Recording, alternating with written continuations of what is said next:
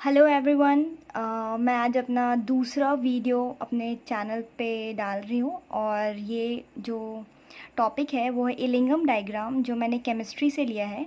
और ये जो डायग्राम है ना वो बहुत ज़्यादा इम्पॉर्टेंट है, क्योंकि एनसीईआरटी में लिख तो दिया है लेकिन उसको अच्छे से डिस्क्राइब नहीं किया, या फिर लिखा भी है तो सारे बच्चे जानते हैं कि जो एनसीईआरटी के लैंग्वेजेस होते हैं वो बहुत ही कॉम्प्लिकेटेड, मतलब सिंपल होते हैं लेकिन जल्दी उसे समझ नहीं पाते हैं। जैसे जब तक उसके पास रेफरेंस बुक ना हो उसको बहुत अलग तरीके से उसको वो रिलेट करके बताता है, उतने अच्छे से वो समझाता नहीं है। सो ये जो उसके जो डायग्राम्स है वो देख के बहुत बच्चे बहुत ज़्यादा डर जाते हैं कि कैसे याद करूं कैसे नहीं करूं। तो आज मैं आप लोग को बहुत ही अच्छा मैथड और बहुत ही सिंपली उसको समझाऊंगी। आप लोग बहुत अच्छे से देखना, पूरी वीडियोस देखना, और एक बार जाके फिर से वो एनसीईआरटी की वो जो डायग्राम दिए हुए हैं उसको आप देखना। आप surely you will love this video, क्योंकि मैं इसको बहुत ही अच्छे से सिंप्लीफाई करके आप लोगों को समझाऊंगी। तो चलो स्टार्ट करते हैं। देखो, इलिंगम डायग्राम जो है ना, ये इलिंगम एक साइंटिस्ट थे जिन्होंने ये डायग्राम बताया ताकि वो जो रिडक्शन होता है ना, रिडक्शन का काम इजी करने के लिए। बहुत सारे इंजीनियरिंग कॉलेजेस में इसका काफ़ी ज़्यादा यूज़ है। तो हम लोग इसको चलो स्टार्ट करते हैं। जैसे हम लोग अभी एक मेटल लेते हैं, जैसे कोई भी मेटल को हम लोग ऐसे सिंपली किससे डिनोट करते हैं, एम से। ठीक है, अब ये मेटल सॉलिड या लिक्विड फॉर्म में जो होता है उसमें हम लोग क्या करते हैं, अब उसको हम लोग ऑक्सीडेशन कराते हैं, ऑक्सीजन देते हैं, तो इससे क्या बनता है, एमओ। अब देखो ये एम मतलब for metal and this is oxidation उसका हो गया मेटल का। और ये आयनिक फॉर्म होता है, दैट्स वाई आयनिक कंपाउंड है, इसलिए जनरली ये क्या होता है सॉलिड के फॉर्म में ही हम लोग देखते हैं इसको। अब इसमें हम लोग को वो मोल्स निकालना ऑफकोर्स सबको आता होगा, फिर भी मैं बताती हूँ आपको। देखो, जब यहाँ कोई सॉलिड या लिक्विड के फॉर्म में कोई भी अगर तुम्हें कंपाउंड दिया रहता है तो उसका डेल्टा एन जो है ना ऐसे निकालते हैं। प्रोडक्ट में जितना भी उसका मोल दिया रहता है, मोल मतलब आगे में जो भी इसका स्टिक्योमेट्रिक एलिमेंट स्टिक्योमेट्रिक दिया रहता है वो माइनस रिएक्टेंट का। ठीक है, देखो यहाँ सॉलिड है तो सॉलिड वाले को क्या बोल सकते हैं, ज़ीरो, क्योंकि सॉलिड और लिक्विड को कंसिडर नहीं करेंगे। सॉलिड और liquid will not be considered. ठीक है, इसके मोल्स को नहीं कंसिडर करते हैं, लेकिन ऑक्सीजन तो गैस है ना, तो इसका मोल को इसके और इसके मोल को कंसिडर नहीं करेंगे, इसके आगे कुछ नहीं है तो वन होता है। ठीक है, तो इसके आगे भी वन होगा। अब इसको तो हम लोग कंसिडर कर नहीं रहे हैं तो वन हुआ नहीं, क्योंकि यहाँ सॉलिड है, अब यहाँ पर गैस है तो यहाँ पर ज़ीरो माइनस वन, तो यहाँ पर क्या हुआ, इसको हम लोग माइनस वन बोल रहे हैं। अब देखो, अगर हम लोग को कोई भी जो प्रोडक्ट को फॉरवर्ड रिएक्शन कराना है उसके लिए हम लोग डेल्टा जी, इसका एक फॉर्मूला था, delta G is equal to H minus T delta S. ये हमें इंट्रोपी बताता है, ये हमारा गिब्स एनर्जी है, फ्री एनर्जी भी बोलते हैं, और ये तो हमारा इंथैल्पी है, और ये हमारा टेम्परेचर। ठीक है, इसमें क्या होता है, हम लोग को जब कोई भी रिएक्शन फॉरवर्ड जाता है ना तो उसके लिए डेल्टा एच निगेटिव होना चाहिए, उसको हम लोग स्पॉन्टेनियस रिएक्शन कहते हैं।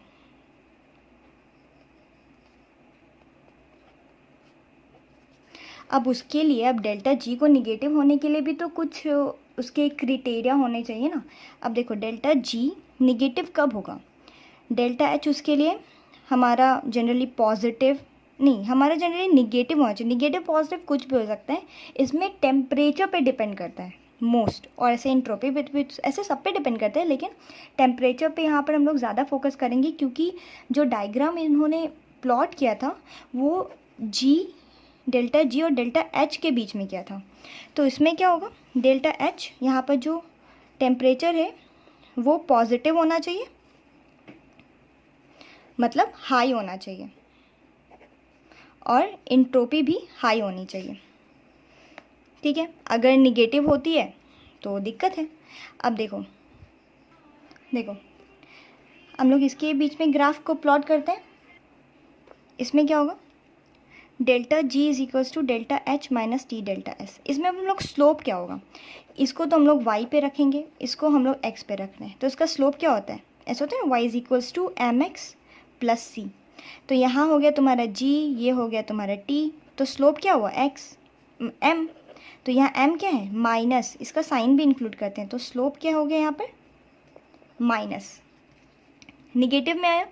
अब हम लोग प्लॉट कर रहे हैं, देखो इसमें स्लोप क्या आ रहा है तुमको, निगेटिव में आ रहा है।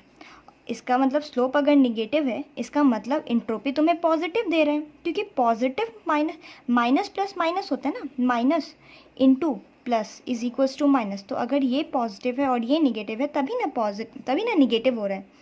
तो इसमें क्या होना चाहिए, स्लोप निगेटिव। अब देखो डेल्टा टी जो है इसमें टेम्परेचर बढ़ रहा है और डेल्टा जी जो है घटना चाहिए। अभी मैंने बताया डेल्टा जी निगेटिव होगा तो स्पॉन्टेनियस रिएक्शन होता है, घटना मतलब निगेटिव की तरफ जाना। और यहाँ पर जैसे ही डेल्टा जी निगेटिव गया, घटा, स्पॉन्टेनियस हुआ, तो वो फॉरवर्ड रिएक्शन करेगा और हम लोग को फॉरवर्ड रिएक्शन ही चाहिए होता है। ठीक है, तो चलो अब हम लोग इसका ग्राफ को बता देते हैं कैसे होता है। देखो मैंने यहाँ 3 तरीके का ग्राफ बनाया, एक यहाँ डेल्टा जी निगेटिव हो रहा है, एक हो रहा है इसमें स्लोप 0 हो रहा है, और एक हो रहा है जिसमें इसमें स्लोप पॉजिटिव हो रहा है। 3 तरीके का मैंने इसमें बनाया। अब इसमें हम लोग किस तरीके से यूज़ करते हैं, ये देखो यहाँ पर सबसे पहले देखो, यहाँ पर स्लोप 0 हो रहा है तो जी क्या हो रहा है, उसमें कोई रिएक्शंस नहीं हो रहे, मतलब एन का वैल्यू 0 होगा, इसमें मोल्स, इसमें स्लोप 0 हो रहा है, तो इस तरीके से इसका स्ट्रेट लाइन बन रहा है। अब इसमें देखो, इसमें क्या हो रहा है, इसमें डेल्टा जी निगेटिव की तरफ जा रहा है। जब ग्राफ तो सबने पढ़ा ना, तो जैसे ही ये डेल्टा जी निगेटिव की तरफ जाए, तो मैंने क्या बताया था, डेल्टा जी का जो वैल्यू है जब निगेटिव होता है इसका मतलब वो फॉरवर्ड रिएक्शन करता है। और यहाँ पर देखो डेल्टा एस पॉजिटिव हुआ, मतलब ये जो इंट्रोपी है वो निगेटिव। जब यहाँ हम लोग ये फॉर्मूला से डेल्टा इसको भी निगेटिव करेंगे, ये भी निगेटिव, तो निगेटिव निगेटिव क्या हो जाता है पॉजिटिव। जब यहाँ पॉजिटिव हुआ तो डेल्टा जी तो पॉजिटिव की तरफ जाने लगा, मतलब यहाँ पर क्या हो रहा है, स्पॉन्टेनियस रिएक्शंस जो हो रहे हैं ना,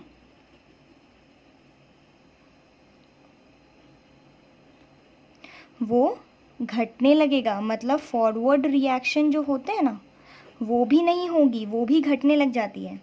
ठीक है, अब हम लोग कुछ ग्राफ के थ्रू मेटल ऑक्साइड कैसे बनाते हैं, अब हम लोग उसको सीखते हैं। चलो,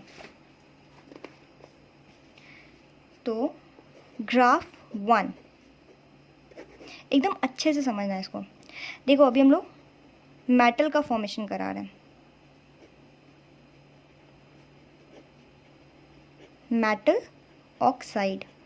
अभी मैंने उसमें वहाँ बताया था ना, मेटल को हम लोग सॉलिड या लिक्विड में लेते हैं, उसको ऑक्सीजन के थ्रू हम लोग उसको ऑक्सीडेशन करा के मेटल ऑक्साइड बनाते हैं। ये आयनिक कंपाउंड है, दैट्स वाई इसको हम लोग जनरली सॉलिड लेते हैं। ठीक है, अब इसमें देखो, इसमें तो क्या होगा, इसमें जो एस आता है, इसमें जो स्लोप होगा वो क्या होगा, वो पॉजिटिव होगा। अब रीज़न अब तुम लोग बताओ, सब चीज़ मैं थोड़ी बताऊंगी, मैंने अभी बताया था। यहाँ पर क्या हो रहा है, सॉलिड लिए, ये भी सॉलिड है, इसका मोल कंसिडर नहीं होगा, तो इसको कुछ यहाँ अगर इसको कंसिडर नहीं करेंगे तो क्या बोलेंगे, डेल्टा एन की वैल्यू 0 माइनस 1, इसका 1 माइनस 1 आया। ठीक है, अब डेल्टा जी में जब हम लोग करेंगे delta H minus T delta S, तो इंट्रोपी क्या आ रही है, निगेटिव में आ रही है, तो क्या हो जाएगा यहाँ पे पॉजिटिव आ जाएगा। वही स्लोप यहाँ पर मैंने यहाँ पर पॉजिटिव तुम लोग को दिखलाया, अब यहाँ पॉजिटिव आ रहा है। देखो मैंने पॉजिटिव बताया, तो अब देखो यहाँ पर मैंने पॉजिटिव का स्लोप क्या बनाया था, इस तरीके से। ठीक है, जनरली तो ऐसा ही बनता है, ऊपर की तरफ जाएगा जी डेल्टा टी। अब यहाँ देखो, यहाँ पर पॉजिटिव की तरफ जा रहे हैं, टेम्परेचर बढ़ाने से मेटल की जो एफिनिटी होती है ना, मेटल एफिनिटी फॉर ऑक्सीजन, वो क्या हो जाती है, घट जाती है। जैसे मेटल, जैसे ही टेम्परेचर बढ़ाएंगे वैसे ही मेटल की एफिनिटी जो होती है, मेटल को ऑक्सीजन लेने की जो टेंडेंसी होती है ना, वो घट जाती है। ठीक है, तो इसलिए अब हम लोग देखो, मेटल ऑक्साइड को हम लोग बनाते हैं, उसके 3 डिफरेंट स्टेट्स हैं। Metal can be solid, can be liquid, can be gas, कुछ भी हो सकता है। ठीक है, तो हम लोग उसको तीनों से, मेटल के सॉलिड फॉर्म, मेटल के लिक्विड फॉर्म, मेटल के गैसियस फॉर्म, तीनों के फॉर्म से उसको हम लोग मेटल का ऑक्साइड बनाएंगे और उसका एंट्रोपी, स्लोप सब कुछ चेक करते हैं। क्योंकि ये सब सीखना बहुत इंपॉर्टेंट है, क्योंकि उसमें जो दिखाया गया, जैसे उसमें अल्मोनियम, मैग्नीशियम का ये सब दिखाया, कैसे कार्बन मोनोऑक्साइड या कोई कोक से कैसे रिडक्शन होता है, तो ये सब का भी कॉन्सेप्ट गेन करना बहुत इंपॉर्टेंट है। अदरवाइज़ वहाँ आगे जाके याद करना पड़ेगा, जो एग्ज़ाम्स में जाके सब लोग भूल जाते हैं। तो इसका जो तुम्हें कॉन्सेप्ट है वो बनाना बहुत ज़्यादा इम्पॉर्टेंट है। सो देखो, formation of metal oxide from two different state, क्योंकि जनरली तो मेटल सॉलिड फॉर्म में रहता ही है ना। तो देखो, मेटल अगर सॉलिड है तब सॉलिड बना, मेटल अगर लिक्विड है तब भी ये सॉलिड ही बनेगा, क्योंकि मैंने पहले ही बता दिया कि ये आयनिक फॉर्म है, तो ये सॉलिड ही बनता है। अब देखो, एंट्रोपी का मतलब क्या होता है कि जैसे मैं क्लासरूम में बैठी हूँ और जैसे घंटी लगी तो सब बच्चा क्या इधर इधर उधर इधर उधर चला जाता है, तो वो उसका मतलब क्या हुआ कि जब तुम कोई स्टेबल हो और तुम एक दूसरे से दूर जाने लगे, थोड़ा डिस्टेंस मेंटेन करने लगे, तो वो क्या होगा, तुम्हारी एंट्रोपी को बढ़ाएगी। ठीक है, तो जैसे एक एग्जांपल लेते हैं, जैसे सॉलिड, उसमें क्या होता है, वो तो उसका सब कुछ वॉल्यूम फिक्स होता है, एक साथ सटा हुआ रहता है। जब उसको लिक्विड में चेंज करते हैं, उसको हीट करते हैं, लिक्विड में चेंज करते हैं, तो क्या होता है, वो मेल्ट हो जाता है। उसका जो दो मॉलिक्यूल के बीच में जो इंटरमॉलिक्यूलर अट्रैक्शन होता है ना, वो वीक हो जाता है, वो थोड़े दूर चले जाते हैं, गैस में और दूर चले जाते हैं। इसलिए वो उसका जो इंटरमॉलिक्यूलर अट्रैक्शन होता है ना गैशियस फॉर्म में, वो बहुत ज़्यादा वीक हो जाता है। इसका मतलब है सॉलिड से ज़्यादा एंट्रोपी किस में हो जाएगी, गैस में, क्योंकि उसका इंटरमॉलिक्यूलर अट्रैक्शन बहुत कम हो जाते हैं, वो लोग के मॉलिक्यूल्स बहुत दूर होते हैं। ठीक है, जब हम लोग सॉलिड से सॉलिड गए तो कोई चेंजेस नहीं हुआ डेल्टा एस मतलब एंट्रोपी में। अब लिक्विड से कोई सॉलिड में चेंज करेगा, एक देखो, लिक्विड मतलब उसका इंटरमॉलिक्यूलर अट्रैक्शन वीक हो गया है। ठीक है, अब उसको सॉलिड में चेंज कर रहे हो, मतलब वो फिर से एक दूसरे के साथ आ गया, तो क्या हुआ, उसका इंटरमॉलिक्यूलर अट्रैक्शन बहुत स्ट्रांग हो गया। जब बहुत ज़्यादा स्ट्रांग हो गया तो उसकी एंट्रोपी घट गई। उसके गैसेस देखो, उसकी एंट्रोपी बहुत ज़्यादा है, लिक्विड से भी ज़्यादा है। उसको फिर से हम लोग क्या किए, एंट्रोपी में उसको हम लोग सॉलिड में चेंज कर दिए।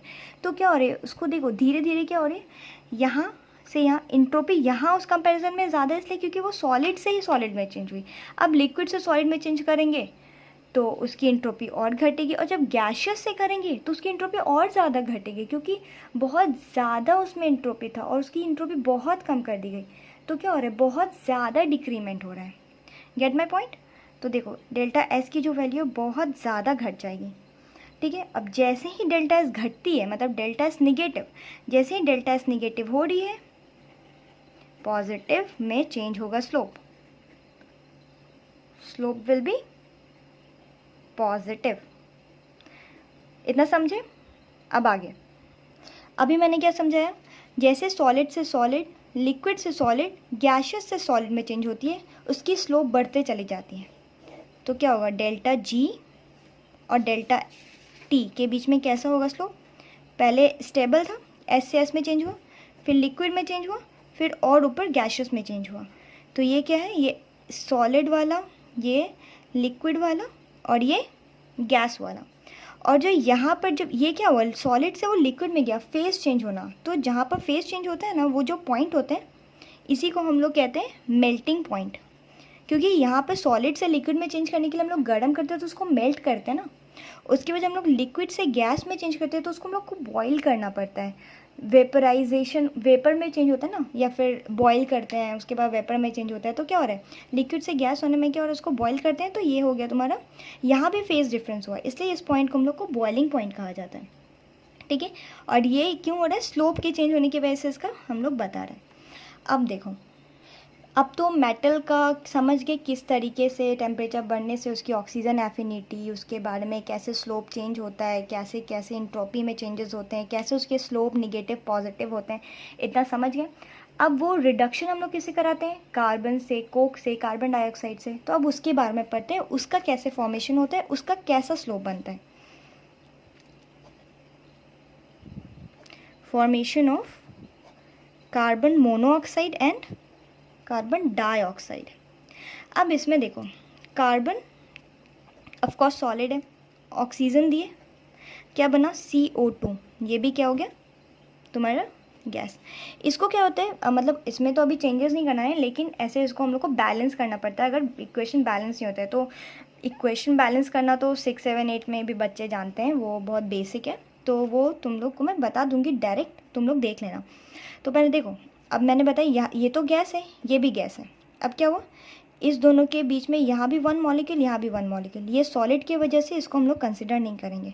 तो डेल्टा एन की वैल्यू कितनी हुई, 0। मतलब डेल्टा एन की वैल्यू 0, मतलब इंट्रोपी में भी, इंट्रोपी भी कितनी हुई, 0। मतलब ये डेल्टा एन मतलब वही इंट्रोपी बता रही है, 0 हुई। जब ये S 0 हुई तो क्या हुआ, हम लोग स्लोप किससे जान रहे थे, यहाँ देखो मैंने स्लोप के बारे में भी तुम लोग को बताया था। देखो यहाँ पर मैंने स्लोप बताया था, y = mx + c। यहाँ y x तो पता है, ये डेल्टा g है, ये t है, और ये m स्लोप बताती है, जो यहाँ s से डिनोट किया जा रहा है। तो इंट्रोपी 0 तो स्लोप भी क्या हो जाएगा, 0। अब जब 0 होता है तो क्या होता है, इस तरीके से जाता है ना ग्राफ। ये कौन सा डायग्राम हो, C2CO2, ठीक है, ये हुआ तुम्हारा A।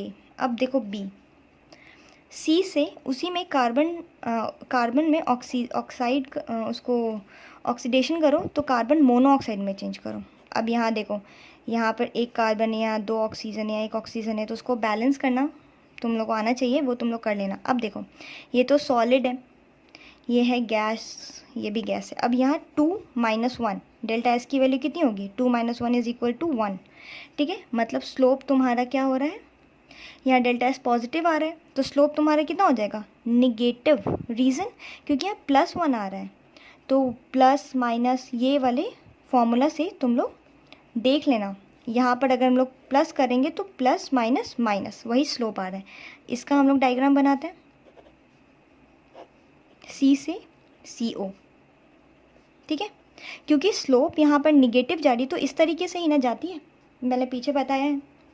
अब C में देखो, अब कार्बन मोनोऑक्साइड से ऑक्सीजन कार्बन डाइऑक्साइड बना रहा है, ठीक है। तो यहाँ भी 2 होगी, यहाँ भी 2 होगी, इसको तो सॉलिड, इसको गैस, इसको गैस, ठीक है।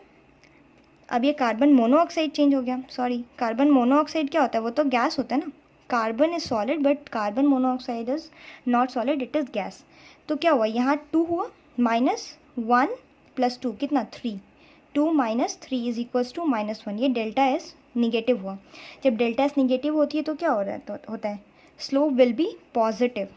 अब इसका स्लोप कैसा हो रहा है, इस तरीके से बनेगा। ये क्या है, कार्बन मोनोऑक्साइड से कार्बन डाइऑक्साइड में। इतना समझे।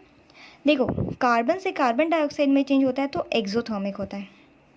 कार्बन से कार्बन मोनोऑक्साइड में जब चेंजेस होते हैं तो इसमें एंडो होता है, ठीक है। अब एक चीज़ देखो, कार्बन से कार्बन डाइऑक्साइड में चेंज होने के लिए एंडो, मतलब इसका रिवर्स होगा तो क्या होगा, एक्सो, ठीक है। तो यहाँ पे क्या हो रहा है, कार्बन मोनोऑक्साइड से कार्बन में चेंज हुआ तो एक्सो हो जाएगा, और यहाँ कार्बन पहले से, फिर कार्बन से कार्बन डाइऑक्साइड में चेंज होने के लिए वो हो जाएगा मोर एक्सो। मतलब गॉट माई पॉइंट। देखो, कार्बन से कार्बन मोनोऑक्साइड में एंडोथर्मिक होता है, तो कार्बन मोनोऑक्साइड से कार्बन में चेंज होने के लिए रिवर्स प्रोसेस होगा, एक्सो हो जाएगा। यहाँ कार्बन मोनोऑक्साइड मतलब एक्सोथर्मिकली बना है। अब यहाँ कार्बन बना, अब ये कार्बन से कार्बन डाइऑक्साइड में चेंज होने के लिए एक्सो, यहाँ कार्बन डाइऑक्साइड हो रहा है, तो क्या हो रहा है, मोर एक्सो। Got my point. तुम लोग अपना लॉजिक जैसे लगाते हो वैसे बता देना, मुझे जैसे समझाने आता है मैं वैसे बता रही हूँ। तो ये मोर एक्सोथर्मिक हो जाएगा। अब इस तीनों ग्राफ को मर्ज करते हैं।